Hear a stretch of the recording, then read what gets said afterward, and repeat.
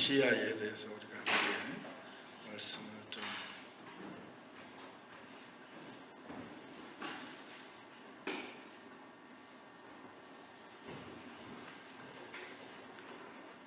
배우도록 하겠습니다.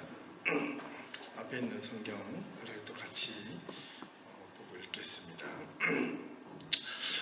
요시야가 왕위에 오를 때에 나이가 8세라. 예루살렘에서 31년간 다스리니라. 그의 어머니의 이름은 여디다요 보스갓 아다야의 딸이더라. 요시야가 여호와 보시기에 정직히 행하여 그의 조상 다윗의 모든 길로 행하고 좌우로 치우치지 아니하였더라. 요시야와 여덟째 해에 왕이 예루살렘에 손자 아사리야의 아들 세리가 사만을 여호와의 성전에 내려이르되 너는 대제사장 hil기야에게 올라가서 백성이 여호와의 성전에 드린 은 시킨 자가 수상한 것을 계산하여 여호와의 성전을 맡은 감독자의 손에 넘겨 그들이 여호와의 성전에 있는 작업자에게 주어 성전에 묻어진 것을 수리하게 하되 곧 목수와 건축자와 미장이에게 주게 하고 또 제목과 다른 문물을 가서 그 성전을 수리하게 하라. 이게 글자가 빠졌습니다. 18째. 좀 이상하더라고요. 제가 오타를 쳤습니다. 죄송합니다. 18째입니다. 지금 우리 열왕기하 22장 1절부터 시작하는데 8번째가 아니고 18번째 해입니다. 그러나 그들의 손에 맡긴 은을 회개하지 말지니 이는 그들이 진실하게 행함이니라. 대제사장 hil기야가 서기관 사반에게 이르되 내가 여호와의 성전에서 율법책을 발견하였노라 하고 hil기야가 그 책을 사반에게 주니 사반이 읽으니라. 서기관 사반이 왕에게 돌아가서 보고하여 이르되 왕의 신복들이 성전에서 찾아낸 돈을 쏟아 여호와의 성전을 맡은 감독자의 손에 맡겼나이다 하고 또 서기관 사반이 왕에게 말하여 이르되 제사장 hil기야가 내게 책을 주더이다 하고 사반이 왕의 앞에서 이르매 왕이 율법책의 말을 듣자 더욱 오래 옷을 찢으니라. 네. 그다음 왕이 보내 유다와 예루살렘의 모든 장로를 자기에게로 모으고 이에 왕이 여호와의 성전에 올라가매 유다 모든 사람과 예루살렘 주민과 제사장들과 선지자들과 모든 백성이 노소를 막론하고 다 왕과 함께 한지라. 왕이 여호와의 성전 안에서 발견한 언약책의 모든 말씀을 읽어 무리의 귀에 들리고 왕이 단 위에 서서 언약을 세우되 마음을 다하고 뜻을 다하여 여호와께 순종하고 그의 계명과 법도와 율례를 지켜 이 책에 기록된 이 언약의 말씀을 이행하리라 하되 백성이 다 그 언약을 따르기로 하니라. 왕이 대제사장 hil기야와 모든 돈의 선제들과 금문을 시킨 자들에게 명령하여 바알과 아세라와 하늘의 길을 성전을 위하여 만든 모든 그릇들을 여호와의 성전에서 내다가 예루살렘 바깥 기드론 밖에서 불사르고 그것들의 죄를 그대로 가져가게 하고 옛적에 유다 왕들이 세워서 유다 모든 성읍과 예루살렘 주위의 산당들에서 분향하며 우상을 섬기게 한 제사장들을 폐하며 또 바알과 해와 달과 별대와 하늘의 모든 별에게 분향하는 자들을 폐하고 또 여호와의 성전에서 아세라 상을 내다가 예루살렘 바깥 기드론 시내로 가져다가 거기에서 불사르고 쌓아서 가루를 만들어 그 가루를 평민의 요지에 뿌리고 또 여호와의 성전 가운데 남창의 집을 헐었으니 이곳은 여인이 아세라를 위하여 화장을 짜는 소속이라. 예, 여기 마지막 절에 여호와의 성전 가운데 남창의 집을 헐었으니 좀 이게 우리가 옛날에 그 예레미야 성경 공부할 때 남창에 대한 이야기를 들었습니다. 그죠? 기억하시는 분은 할 수 있는데 하나님의 성전 가운데 바알과 아세라 선지자들을 섬기기 위해서 남창 올린 정확한 용어로는 가데시 히브리어인데 가데심 하면 남창들입니다. 복수형이고요.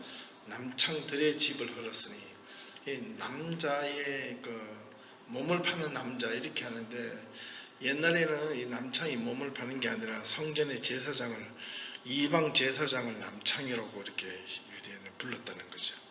왜 그런지는 지난번 말씀드렸죠. 하나님의 성전에 특별히 아세라 여신을 섬기는 남창들이, 제사장들이 성전 안에 있었다는 겁니다. 야, 이거는 정말로 무서운 거거든요. 성전 안에 어떻게 하면 아세라 여신을 마지막 축제일에 섬기기 위해서 아세라 신을 섬기는 여자들과 남자 사제들이 마지막 축제 클라이스막스 때 성적 혼음을 하는 겁니다. 이게 무서운 거예요. 어디에서? 하나님의 성전에서. 그것은 여인이 아세라를 위하여 휘장을 짜는 처소였더라. 네. 성경에 이런 구절이 아주 무섭게 직역을 하면요, 얼마나 이게 좀 무시무시한 이야기입니다. 그 다음에 또 유다 각 성읍에서 모든 제사장을 불러오고 또 제사장이 분향하던 산당을 게바에서부터 브엘사바까지 더럽게 하고 또 성문의 산당들을 헐어버렸으니 이 산당들은 그 성읍의 지도자 여호수아의 대문 옥이 곧 성문 왼쪽에 있었더라. 산당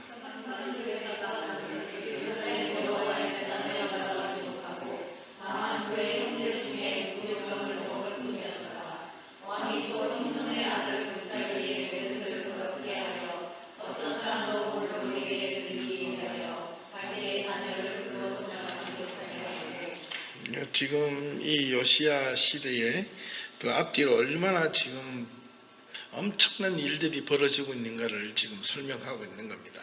또 유다 여러 왕이 태양을 위하여 드린 말들을 제하여 버렸으니 이 말들은 여호와의 성전으로 들어가는 곳에 근처 넷이 나단멜렉의 집 곁에 있던 것이며 또 태양 수레를 불사르고 유다 여러 왕이 아하스의 다락 지붕에 세운 제단들과 므낫세가 여호와의 성전 두 마당에 세운 제단들을 왕이 다 헐고 거기서 빻아 내려서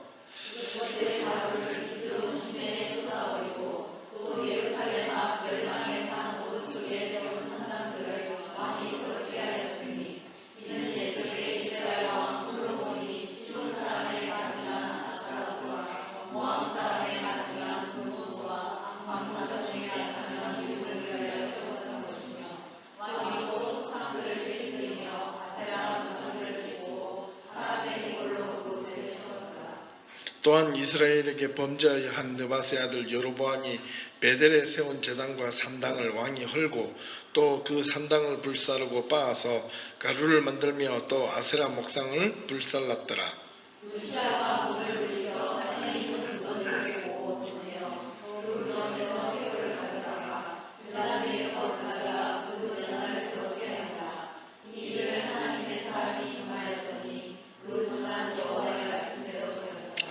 마지막에 30절에 보면 이제 요시야가 애굽의 왕 느고와 전쟁을 하러 가다가 화살에 맞아가지고 집으로 예루살렘에 돌아와서 그 이제 병이 낫지 않아서 이제 마지막에 죽는 장면입니다. 예, 한번 보세요. 이 요시야 왕 앞뒤로 지금 이 시대가 얼마나 이 하나님 보시기에 타락과 예를 들면 이 예루살렘 성전 안에 말이죠.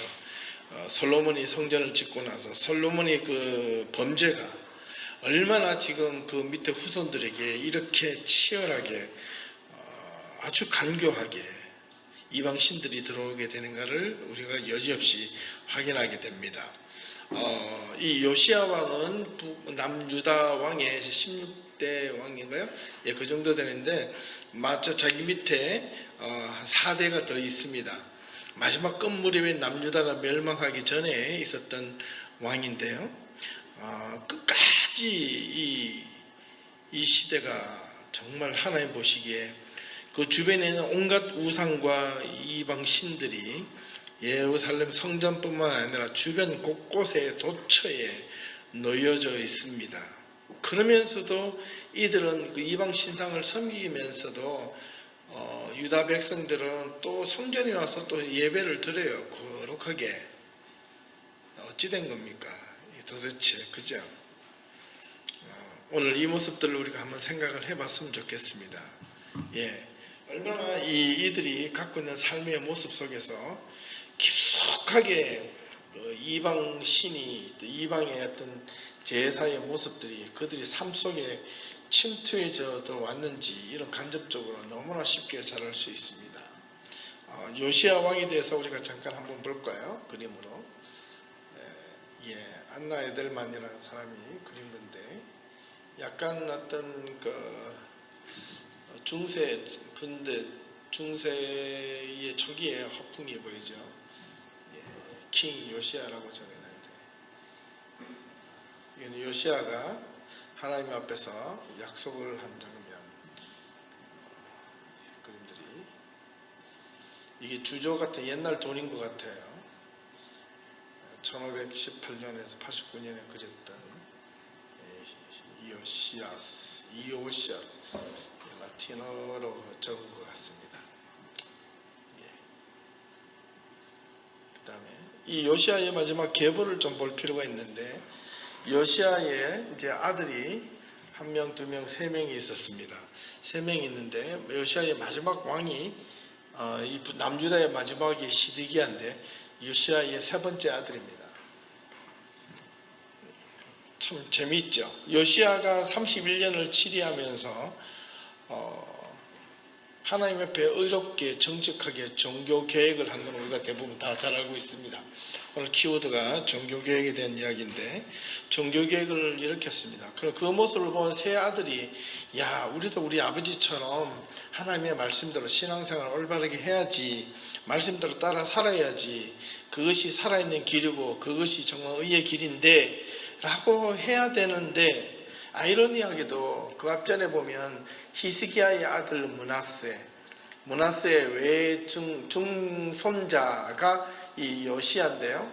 요시야가 되기 전까지 그 중간에 그 므낫세 아들 아몬들이 또 악한 행동을 합니다. 그러고 나서 이제 요시야까지 이어지는데 마지막 시드기야 왕이 오기까지 요시야에서 요아하스, 그 다음에 여호야김, 그 다음에 여호야킴,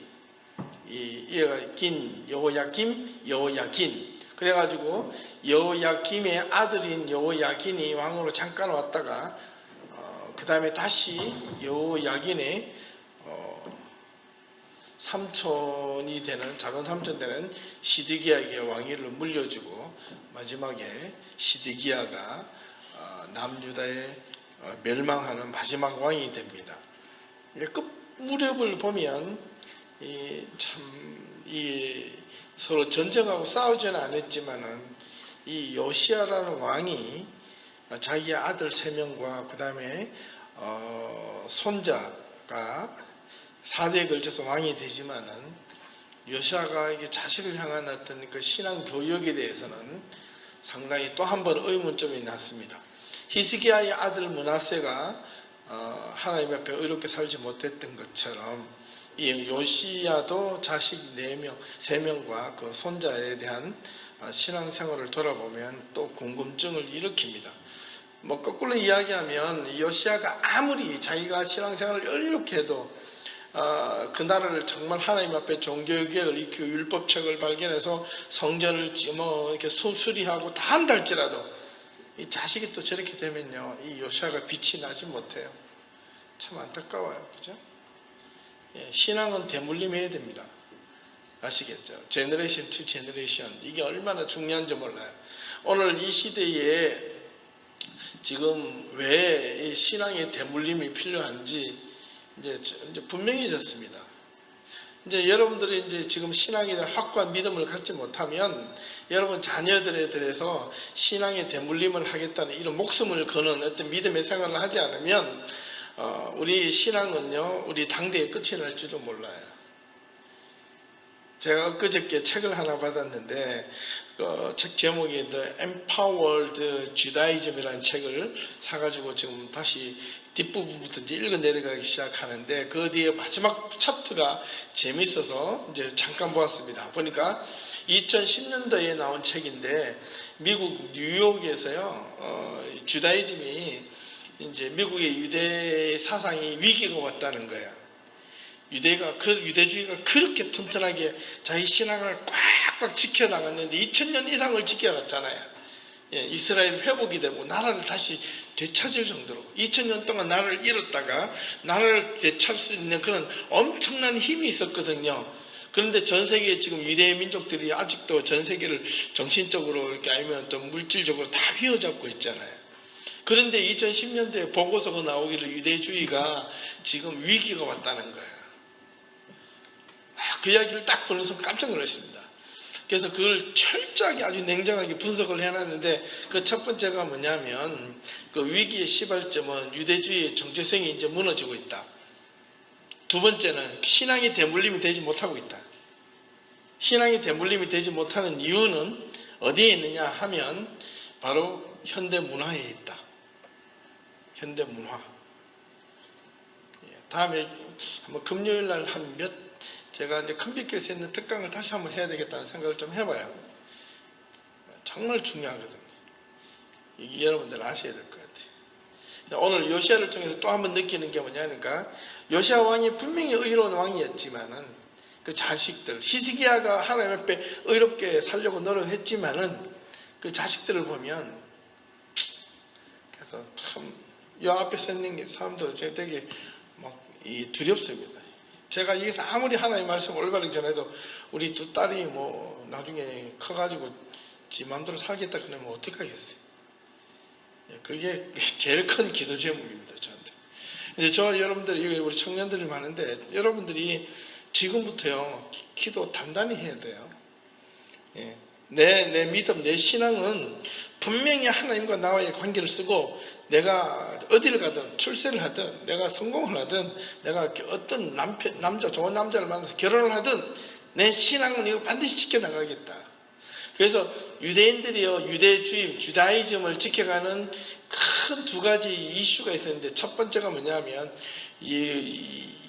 유대인들은요 유대인들끼리 결혼을 하는데 나중에 되면 또 말씀드릴게요. 예시바 학교라는 율법을 배우는 그 학교에 가서 자기 배우자를 찾습니다.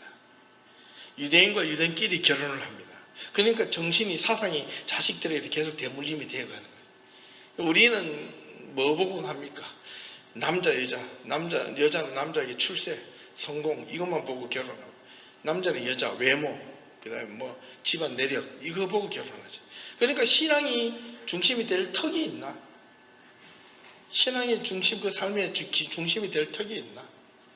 없다는 거죠. 이제 그렇게 결혼하고 교회 와서 인사하면요, 와, 정말 하나님이 은혜를 주시고 축복을 주셨다고 이렇게 말하는 교회들이 얼마나 많은지 몰라요. 그 정신 차려야 됩니다. 망합니다. 망하는 길이에요. 지금 유대주의가 위기가 왔다는 것은 거기에서 첫 번째 단추를 긋기 시작하는 거예요. 그래서 얼마나 이거 회복되지 않으면 유대주의 금방 끝난다.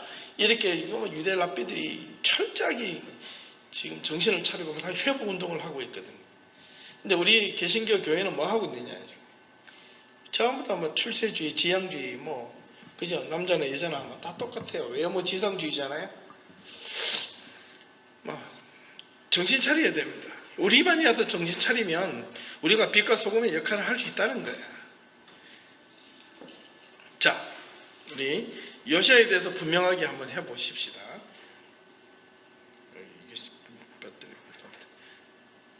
요시아는 누구인가? 라고 했을 때 이 요시아는요 이요시아 그 다음에 이렇게 두 가지로 쓰는데 여호와께서 하나님께서 위로하신다 격려하신다는 뜻을 갖고 있습니다.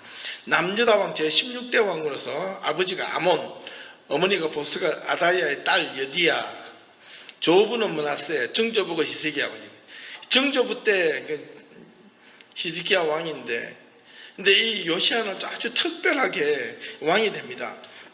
아주 아몬이 아버지가 어릴 때 아몬이 어떤 이유로 살해당한 이유가 구체적으로 나오지 않지만 어떤 반역에 의해서 살해를 당합니다. 암살을 당한다는 거예요. 왕이 암살을 당하고 나서 백성들의 요구에 의해서 8세의 약관에 아주 10살도 안 되는 이 어린 나이에 왕위에 오릅니다.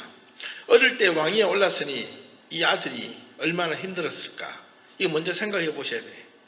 자, 문제는 더 중요한 것은 뭐냐니까 이 아몬과 위에 할아버지가 므낫세 이 두 왕은요 하나님 보시기에 의롭게 행했다? 살았다? 정치했다? 아니다. 온갖 하나님 보시기에 더럽고 추하고 이방 신상을 섬기고 하는데 히스기야가 성전 정화 청소하고 하나님 앞에 올리고 살리게 된 것이 이 므낫세부터 해가지고 므낫세가 무려 50년 동안 이상을 다시 원상 복귀시켜서 이 바알과 아세라 선지 다시 다 복구시켰어요. 왜 그렇게 했을까라는 겁니다. 무조건 하나님 앞에 나쁘게 섬겼다 이게 아니고 왜 히스기야가 하나님 앞에 의롭게 하려고 하는 행동을 아들이 이어받지 못하고 므낫세가 다시 이 바알과 아세라를 섬기는 것으로 돌아갔는가입니다. 그리고 므낫세는 그러면서 예루살렘 성전에 들어가서 같이 제사를 드려요. 왜 그랬을까? 이게 중요합니다. 그 단적인 예는 저와 여러분들이 신앙 우리하고도 똑같이 볼 수 있는데 예를 들면 이렇습니다. 므낫세가 보기에 하나님만 섬기는 이 모습을 보니까 너무 이렇게 좀 힘들거든요. 좀 재미도 있고 뭔가 좀 이렇게 티도 나고 좀 잘 돼야 되는데 이 하나님을 믿는 게 잘 되는 게 별로 없거든요. 말씀대로 살아라, 의롭게 살아라, 지금 이거밖에 없거든요. 얼마나 이거 신앙생활 하는 게 보링한지 몰라요. 근데 바알과 아세라는요, 이 예배 드리는 것부터, 예배 드리는 이 제사 드리는 것부터 얼마나 많은 퍼포먼스가 있는지 몰라요. 이 아세라 선지자는 성경에 오늘 읽었잖아요. 남창이라고. 그들이 일주일 동안 축제를 지내는데 광란입니다. 광란. 막 먹고 마시고 난리를 핍니다. 왜냐하면 한 해 동안 일어난 가장 큰 축제, 바알과 아세라에게 축제를 지내면 바알과 아세라는 꼭 같이 나오잖아요. 왜 같이 나오냐면 바알은 하늘의 신이고 아세라는 땅의 신이거든. 즉 바르게 말하면 풍요의 신이란 말이에요. 그들을 잘 섬기면 내가 이 세상에 살아가는 동안에 나에게 필요한 것들 다 채워준다는 거예요. 그들을 채워주는 첫 번째가 뭐냐니까 곡식이죠. 농사죠. 예. 열매죠. 예.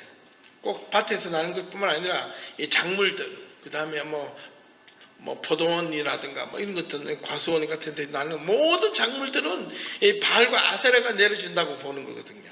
하늘에 비가 오고 땅이 잘 이렇게 만들어줘서 풍성한 열매를 만들기 때문에 그걸 가지고 최고의 상품을 가지고 일주일 동안 축제를 벌여요. 난리 법석을 뗍니다. 완전히 광란의 밤을 보내고 마지막 날에는 완전히 진짜 성경 그대로 클라이막스를 보냅니다. 뭐예요? 어떻게? 인간이 가지고 있는 최고의 쾌락이 뭡니까? 돈? 아니죠. 육체적 쾌락은 이게 혼음하는 거 아닙니까? 혼음. 성적 관계를 그 제사하고 연결시키는 거예요. 그래가지고 우리가 지난번에 배웠죠. 에베소 교회 같은 데는, 에베소 지역에는 그 아세라 여신을 위해서 사제가 몇 명 있었다 그랬어요. 예스. 3,000명의 이 여사제들이 마지막 날에요. 그를 거기에 타고 오는 이 남자들 사람들하고 혼음을 합니다. 하룻밤에. 이 로마의 그 활락과 타락은 아무것도 아니죠.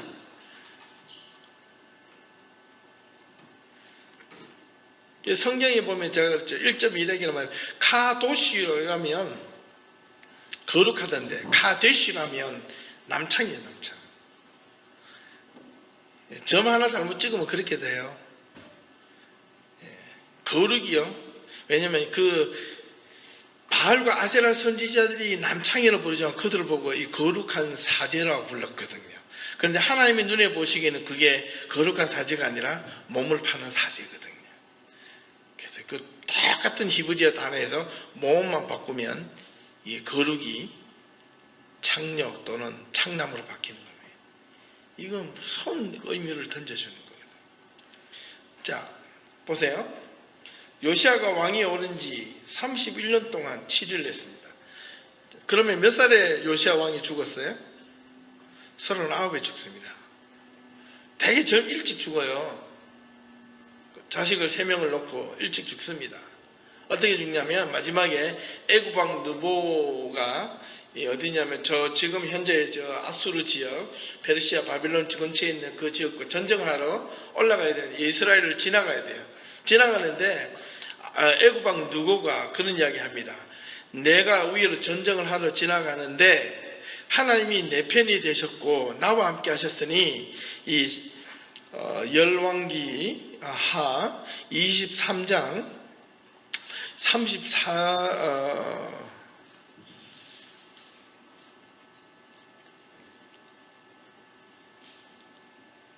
여기 23장 29절.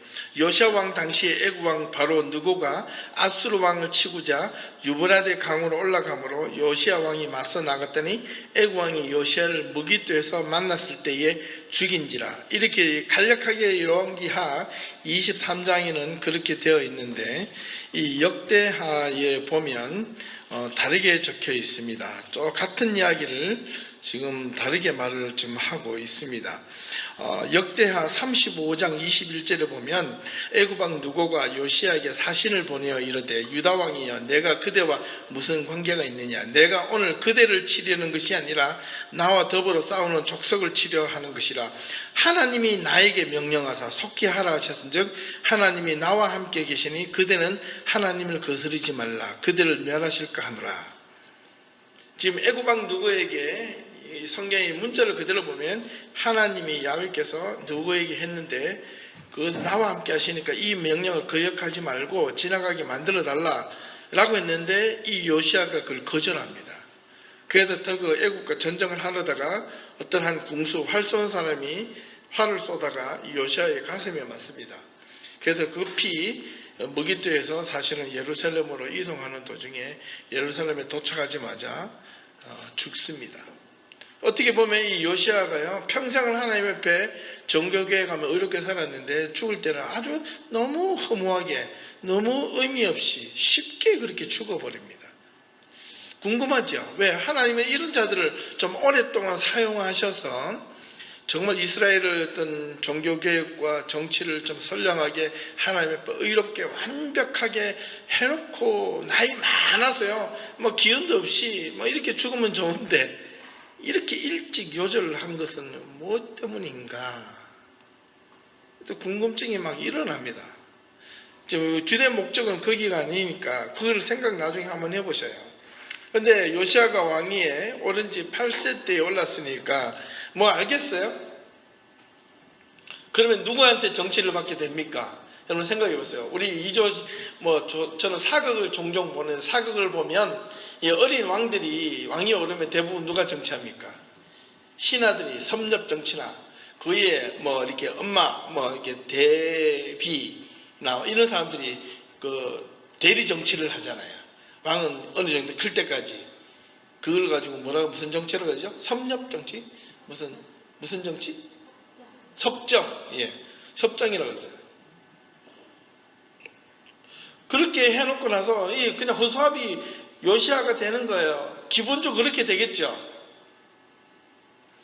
근데 요시아는요 그때 객기를 부리지 않습니다. 그렇다면 다시 한번 생각해 보세요. 이 요시아가 처음부터 종교개혁을 한 것이 아니라 8살이 되어서 아무것도 몰라서 왕이 올랐지만 그때도 여전히 누구의 영향을 받았을까요? 아버지의 신하 아몬, 그 다음에 할아버지의 신하 므낫세에 함께 꿍짝꿍짝을 맞았던 그 신하들, 이방신을 섬겼던 신하들 영향을 받았겠죠. 받았겠어요? 안 받았겠어요? 기본적으로 생각해도 당연히 받았죠. 그런데 요시아는요 그는 사람들에게 말을 했을까요? 안 했을까요? 누구 그렇게 하면 안 돼요 이렇게 한 게 아니라 몇 년을 참았을까요? 18년을 참았어요.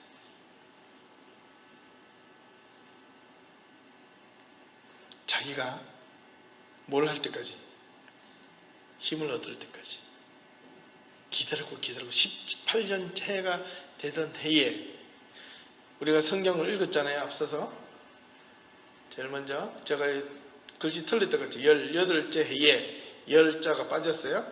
왕이 무슬람의 손자 아달랴의 아들 서기관 사반을 여호와의 성전에 보내어 이르되 제제사장 hil기야에게 올라가서 백성이 여호와의 성전에 드는 이게 예루살렘 성전을 얼마나 소홀하게 했느냐면 18년 되는 해까지도 예루살렘 성전이 막 무너지고 부서지고 막 그렇게 했는데, 그런데 반면에 그 와이의 바깥에 뭐가 있어요?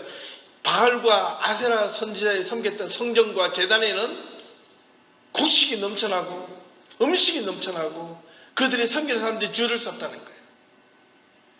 성전이 저렇게 막 허물어져 가고 있는 사이에 요시아가 보다 안 돼가지고, 요시아 왕이 18년째 되던 해에 자기가 가지고 있는 재산을 다 틀어가지고 어떻게 합니까?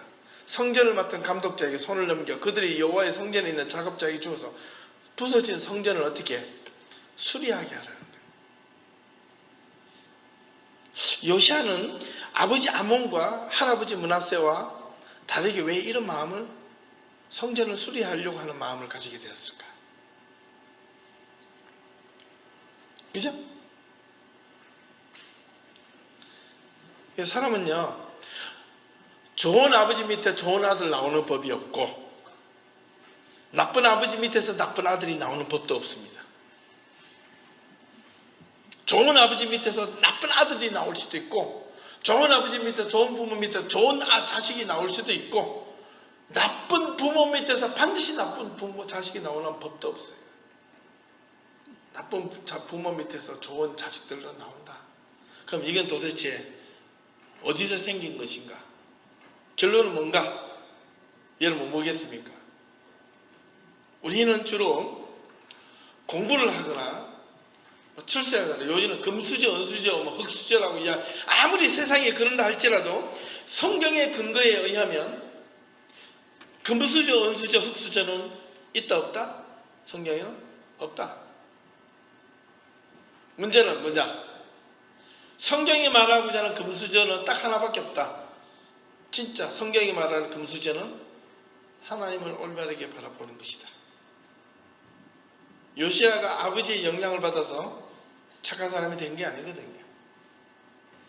그의 자기 신하들이 자기 대신에 섭정 정치를 할 때, 그는 18년 동안 어떻게 보면 나는 저렇게 살지 말아야, 저렇게 믿지 말아야지라고 이빨을 깨물고 그냥 무심코 지나갈 수 있던 예루살렘 성전이 무너진 것을 보고, 이 요시아는 18년 동안 점점 어릴 때부터 하나하나 마음속에 담아두면서 뭘 했다? 저게 하나님의 성전인데 왜 무너졌을까? 왜 우리 아버지는 저걸 고치지 못했을까? 왜 우리 할아버지는 이제 성전을 완벽하지 못했을까? 내게 왕이 되었으니 지금 내가 힘이 없지만 내가 힘이 있고 내가 진짜 왕으로서 정치를 하게 되는 그 순간에는 뭘 부탁할 것이다? 성전을 수리하겠다. 이 마음을 갖습니다. 그러면 성전 수리할 때 백성들의 피를 빨아는 게 아니라 자기가 가지고 있는 재산을 다 틀어가지고 성전을 수리하게 했습니다. 그리고 자기한테 들어오는 이 돈 계산을 수납한 은들을, 이 계산대는 은들 있죠. 이 은들을 뒤에 보니까 나중에 어떻게 하지 말라? 회개하지 말라 그랬어요. 그들에게 맡긴 은을 내가 얼마 줬는지 그 계산하지 말라는 거야. 중간에 감독자들이 빼먹든지 안 빼먹든지 상관없이 뭘 하라? 무조건 무한적으로 수리할 때까지 돈을 다 대주라는 겁니다. 이런 사람이 어디 있습니까? 자기의 전 재산을 털어가지고 하나님의 성전을 회복시키는 근력하는 그런 마음이 어디 있어요? 오늘 지금 현대식으로 말하면 교회를 세우기 위해서 자기의 전 재산을 내놓고 하는 사람이 있겠습니까? 없겠습니까? 교회를 사랑하는 마음, 하나님을 사랑하는 마음입니다. 여러분 진실로 교회를 사랑하는데 교회 이름을 사랑하는 게 아니에요. 예담교를 사랑하는, 그 아무런 의미 없어요. 정체성입니다. 정체성, 아이덴티티. 이 예담교는 과연 무엇을 보고 가고 있는가?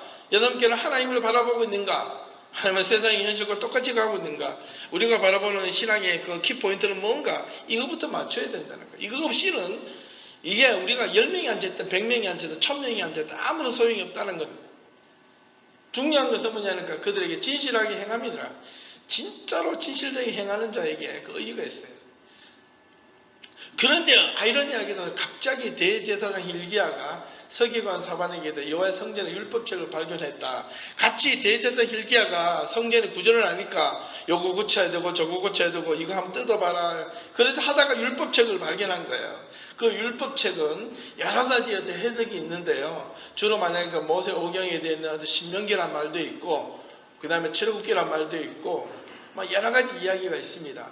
그런 이야기가 있는데 그 책을 사반에게 좀 읽게 하고 그 사반이 다시 왕에게 들고 가서 이게 성전을 수리하다가 이 율법칙이 나왔습니다. 그럼 그전에는 이것이 먼저가 속히 쌓일 때까지 어떻게 됐다 몰랐다는 거죠.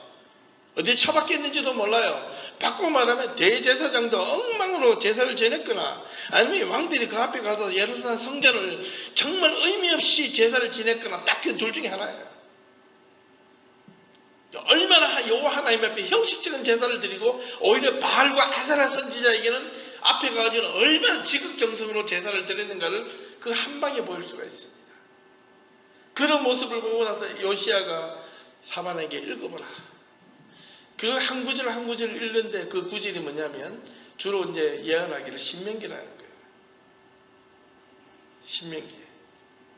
쉐마 이스라엘, 들으라 이스라엘아. 오직 여호와는 하나인 여호와시니. 뭐 그런 비슷한 성경 구절이 막 나온 것을 보고 요시야가 자기 무엇을 찢었다? 옷을 찢었다. 그리고 애통해하고 통곡했다는 겁니다. 그래서 요시야는 마음에 더 확고하게 마음을 굳힙니다. 뭘 하려고? 성전을 수리하고 종교 계획을 해야 되겠다고. 종교 계획이 어떤 겁니까? 마음을 잔뜩 먹고 그때부터 완전히 하나님 말씀 앞에 복종해서 어떻게 하기로 합니까? 이 내용은 쭉 나와요. 그 다음에 제일 먼저 불러가지고 이 율법책을 가지고 이스라엘 백성들, 남유다에 있는 예루살렘 백성들을 다 모아놨고 제사장과 서기관들을 하여금 그 성경을 읽게 합니다. 백성들에게 다 들려줍니다. 이 이야기가 성전에서 발견되었다고 읽혀줍니다. 그리고 왕이 단 위에 서서 언약을 세웠습니다. 약속을 합니다. 마음을 다하고 뜻을 다하고 여호와께 순종하고 그의 계명과 법도와 율례를 지켜 이 책에 기록된 언약의 말씀을 이루게 하리라. 이거 많이 듣던 이야기죠.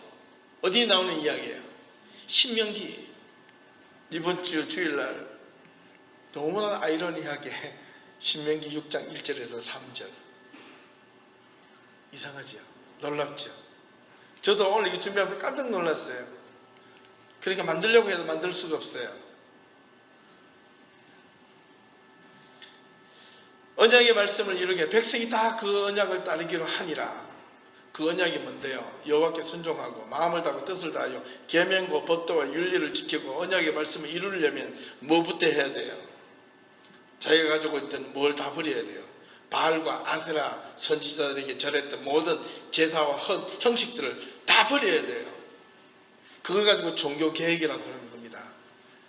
문을 지킨 자들의 명령, 바알과 아세라 하늘의 일을 성취를 위하여 모든 그릇들까지 여호와의 성전에서 내다가 바깥 기드론 밖에서 불사르고 그것을 죄를 베들러 가져가게 하고 유다 왕들이 세웠어요. 옛적의 유다 왕들이 다른 이방 사람이 세운 게 아니라 유다 왕들이 세웠던 이 예루살렘 주위의 산당들에서 분향하며 우상을 섬기기 위한 제사장들을 다 잡아가지고 다 죽이는 거예요.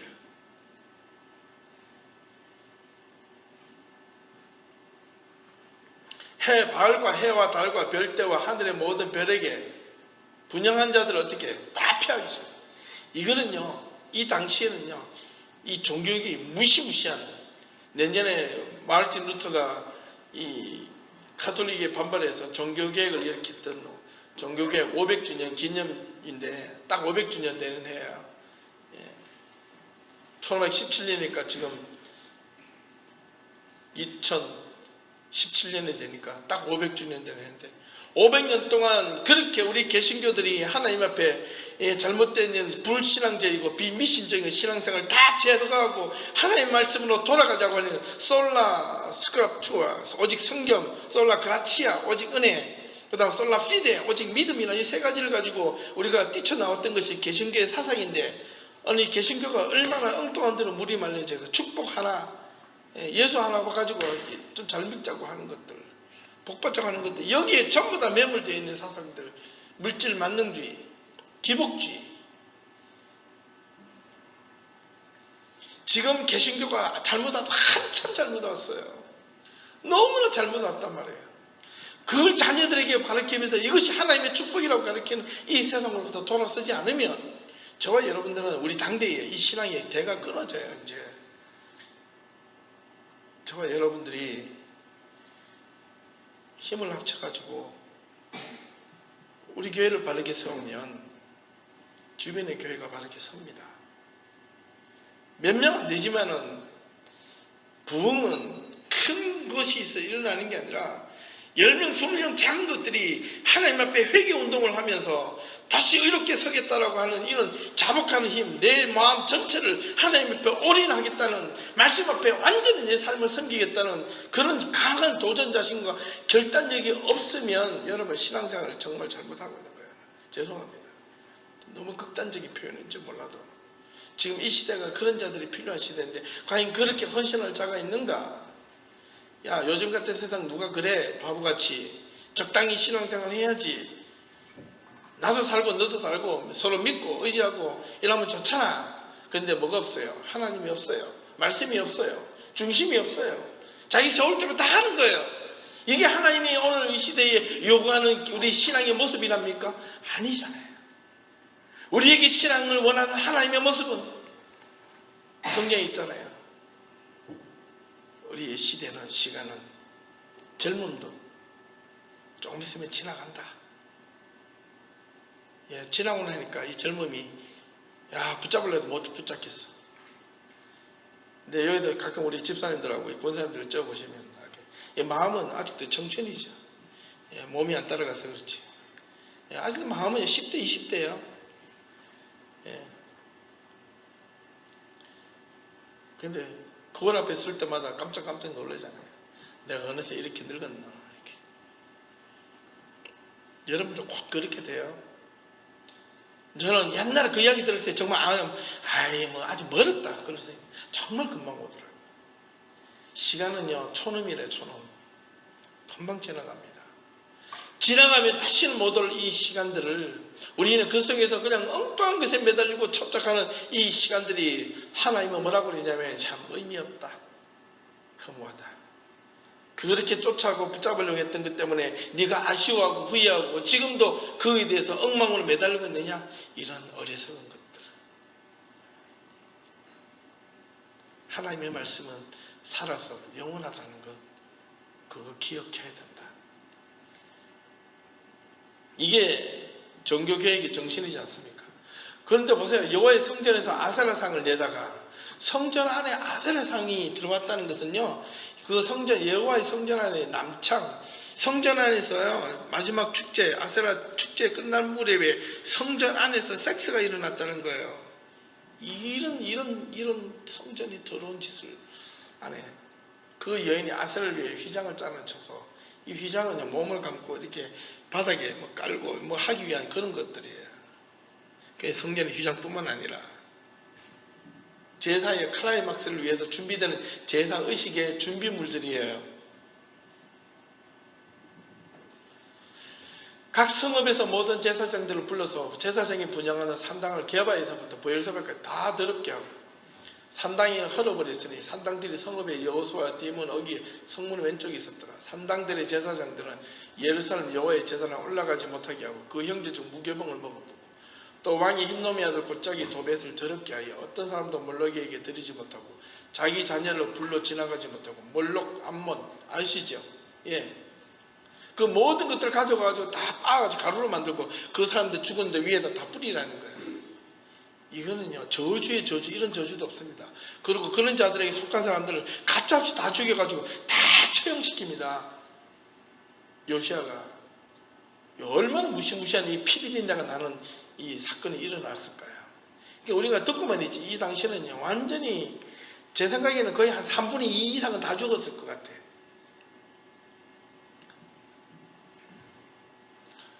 왕이 석상들을 깨뜨리며 아세라 목상들을 짓고 사람의 해골로 그것을 다 채웠더라. 야, 이런 이야기 들으면 무시무시하죠. 예. 자, 그런 자리에서 요시아가 18년 해 되는 해 26살에 종교개혁을 시작합니다. 그런데 여기에 참 재밌는 사건이 하나 있습니다. 아버지가 8살에 암살당한 왕위에 올랐으니 얼마나 두려웠을까. 18년 동안 그 기다려야 되는 그 두려움, 자기도 언제 두려워 죽을지 모르거든요. 바짝 납들여가지고 기다리는 겁니다. 18살 때에 무슬람의 손자 아살레의 아들 서기와 사반을 성전에 18세가 18년째 된 해 28살입니다. 잘못 쳤습니다. 성전에 드린 문지기가 이제 성전을 수리하게 하다가 율법책을 발견하고 찢으면 애통해하고, 그 다음에 요시아가 모든 이방 예배를 없애기 위해 예루살렘과 모든 장로를 불러서 제가 했죠. 성경을 율법책을 읽게 하고,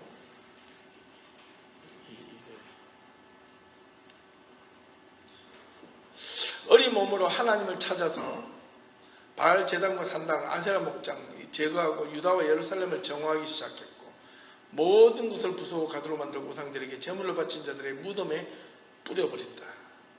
그리고 무엇보다 성전 가운데 남창의 집을 헐었고, 아세라 다 이야기했습니다.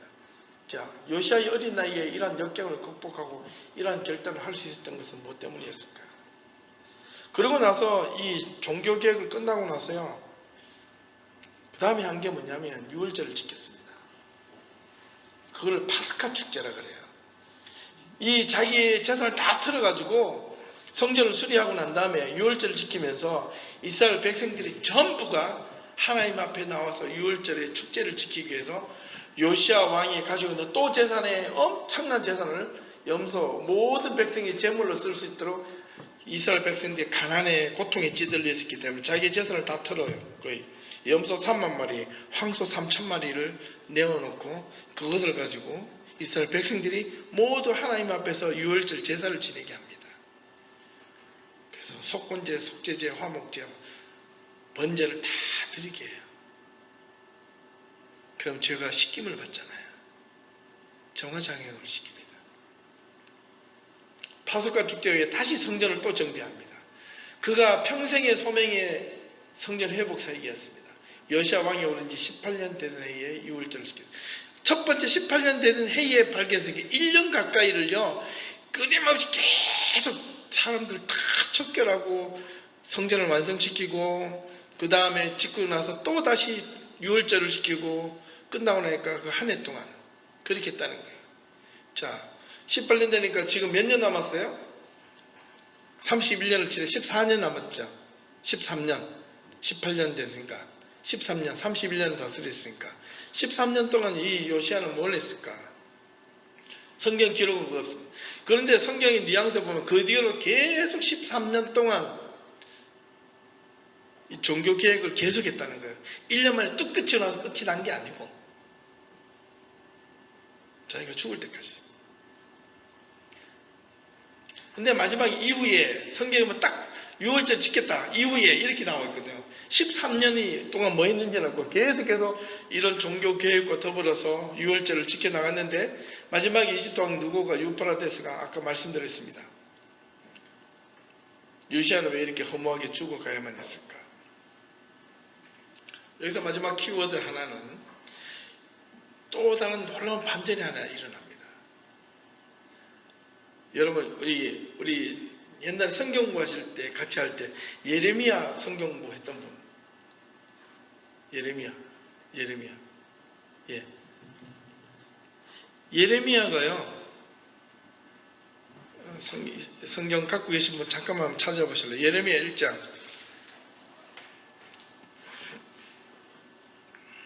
2절 1장 1절부터 2절, 이게 연관을 지어야 되는데 예레미야 1장 1절에서 2장을 찾아보시면 베냐민의 땅 아나돗의 대제사장들 중 hil기야의 아들 예레미야의 말이니라.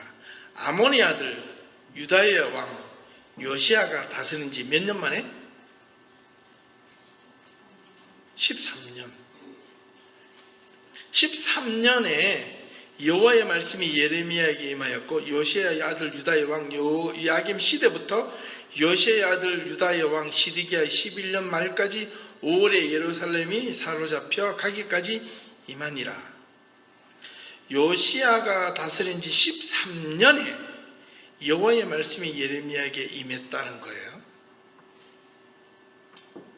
요시아는 몇 년에 종교개혁을 시작했죠? 왕이 된 지 18년 해 되는 때. 그보다 앞선 5년 앞서서 누가 하나님의 예언을 선포하기 시작했어요? 예레미야입니다. 놀랍게도 이 예레미야 공부하시는 분 제가 기억을 좀 더듬어 보세요. 이 지금 예루살렘 성전 안에 대제사장이 누구죠? hil기야. 이 hil기야하고 예레미야하고는 관계가 좋은 관계였어요? 나쁜 관계였어요? 왜요? 그게 중요하거든. 예레미야는 예루살렘 성전에 들어와서 예언을 할 수 있었어요? 없었어요? 왜요? 왜 없었습니까? 그게 중요한데. 성경부 다 오시면요, 계속해서 연관이 돼요. 왜냐하면 예레미야는 아나돗이라는 그 제사장은요, 그 제사장의 족보 가운데서 버림받은 족보입니다. 그래서 지금 예루살렘 성전에 있는 제사장들하고 쫓겨난 그룹들입니다. 사독계열인데 베델의 법궤가 나중에 다윗이 옮겨올 때부터 해가지고 그 관계가 나중에 갈라지는데, 이 예레미야의 그 자기의 조상의 그 족보는요, 제사장의 족보는 예루살렘 성전에 있는 제사장들에서 쫓겨가지고 버림받은 사람들이 모여 살던 곳이 아나돗입니다. 그래서 거기서 예루살렘 성전으로 이 제사장들이 들어올 수가 없어요. 제사를 못 지내고 집행을 못 해요. 그렇기 때문에 예레미야는 어디에서 예언을 했죠? 예루살렘의 성전 문 앞에서밖에 못하는 거예요. 성전을 못 들어갔으니까. 어떻게 보면 이 요시야가 그 이야기를 들었는지도 몰라요.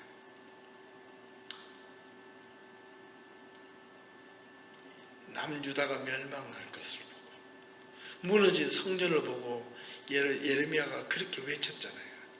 그런데 본격적으로 사역을 시작한 것은 여호야김 시대부터라고 이야기를 했지만은, 하나님의 말씀이 임했다는 그 순간에는 요시야가 다스린 지 13년 해가 되었다고 하는 거예요.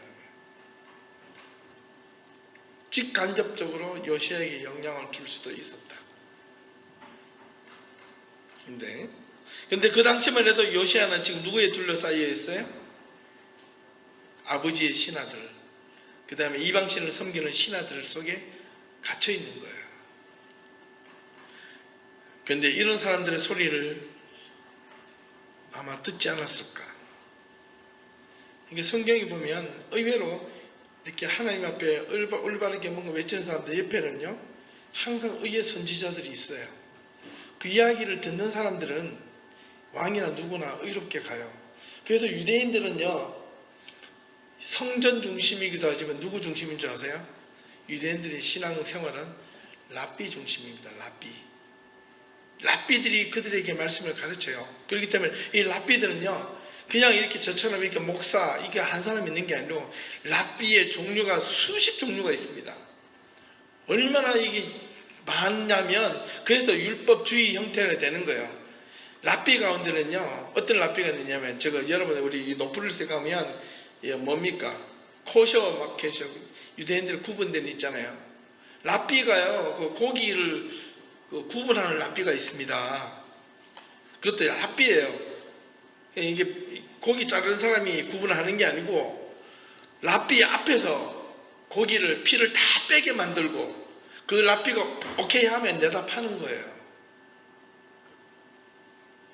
음식의 종류를 구분해주는 랍비가 따로 있고, 삶의 형식을 가르치는 랍비가 따로 있고, 진짜 이렇게 말씀만 가르치는 랍비가 따로 있고, 그래서 랍비는요, 이스라엘 백성들의 삶에 아주 구체적으로 다양하게 아주 디테일하게 다 관여를 합니다.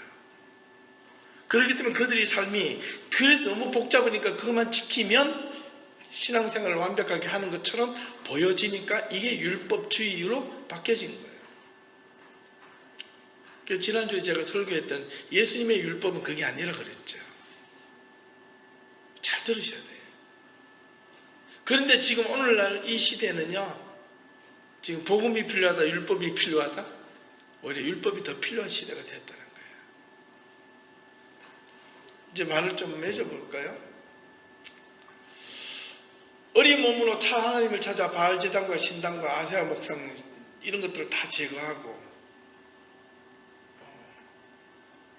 이것도 안 돼. 여러 가지 역경을 극복하고 이러한 결단을 할 수 있었던 것은 요시야에게 도대체 어떤 용기가 있어서 그런 것일까? 저는 생각을 많이 해봅니다. 여러분들에게도 좀 토론을 하실 때 한번 해보시면 좋을 것 같아요. 유월절을 끊임없이 지켰고, 파스카 축제에 요시아는 다시 성전을 정비했고, 그 다음에 이렇게 마지막에 죽었을 때는 너무나 허무하게 또 요시아가 죽어갑니다. 쭉 남유다와 북이스라엘을 보시면 마지막 이 20번째 왕이 되기까지 31년을 다스리면서 39살에 죽는데, 나머지는 보세요. 발 밑에 여호와서는 3개월밖에 안 돼요. 여호와기는 석 달 해가지고 바로 시디기야로 넘어갑니다. 아까 이거 보셨던 것들. 이 요시아가 아무리 잘해도 마지막 자기 새아들과 손자 하나가 정치하고 다스린 것을 보면요, 뭔가 운명적으로 뭔가 예감이 있습니다. 그때 누가 나타나면 예레미야가 나타나죠. 요시아를 통해서 신앙의 교훈이 뭐냐, 하나님을 올곧게 믿었고 종교육을 이뤘던 요시아는 8세에 왕위에 올라서 31년을 치리하며 39세의 젊은 나이에 병사로 죽게 되었다. 왜 그를 오랫동안 왕위에 있지 못하고 일찍 죽게 되었을까? 이 요시아와 함께 했던 예언자들은 누구였을까? 바로 예레미야입니다. 예레미야. 그죠?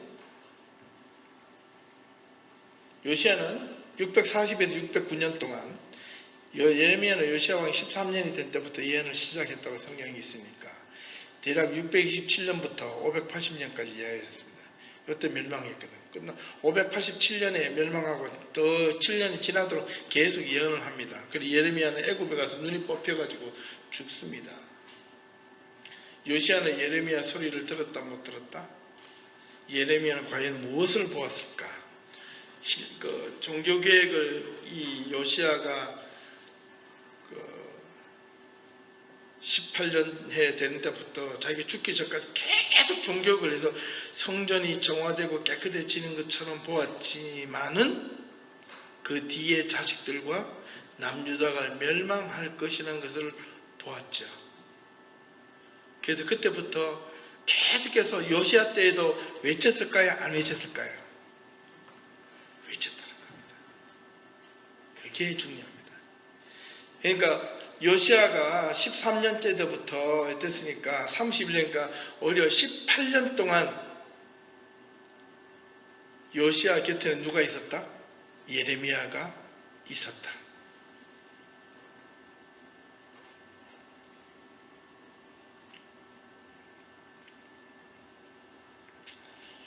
요시아가 왕위에 올랐으나 어린 나이에 주변과 위협과 고난이 많았으리라고 짐작하고, 그를 제대로 말씀 가운데 보호해주는 이가 도대체 누구였을까? 그는 어떻게 종교개혁을 시작할 수 있었을까? 아마 이것에 대해서 연구를 해보면 아마 학문적으로는 또 신학교에서는 아주 좋은 논문이 될 것 같아요. 제가 찾아봐도 그렇게 연관시켜 놓은 논문은 하나도 못 봤어요, 아직까지. 뭐 있을 수도 있겠죠. 대충 적어놓은, 객관적으로 찾아서. 어둡고 암담했던 그 시대의 우상의 실체가 요시아 때 드러나기 시작했고, 그것을 척결할 수 있는 힘은 도대체 어디에 있었을까?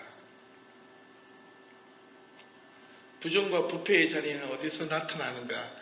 이제 마지막으로 이건데요. 부패와 부정의 자리는 어디서 나타날까요? 진정한 종교 개혁에는 또 어디서 일어나는가? 어렵지 않습니다. 쉽습니다. 모두 자신의 삶의 주변에서 부패도 일어나고, 내 삶의 자리에서 부정도 일어나고, 내 삶의 자리에서 종교 개혁도 일어날 수 있다는 겁니다. 문제는 저 멀리가 아니라 내 삶의 자리에서 부패냐 개혁이냐 이겁니다. 결론은 이거예요. 여러분의 삶이 하나님의 말씀대로 붙잡으면 끊임없이 개혁이 되는 거고, 한순간도 놓쳐버리면 놓치는 그 순간부터 뭐가 된다? 부패가 일어난다. 부정이 일어난다. 이건 여지없는 진짜 하나님의 말씀입니다. 오늘 주신 말씀을 생각하며 요시아를 좀 여러 방면에서 한번 생각해 볼 수 있기를 바랍니다. 기도 한번 하겠습니다.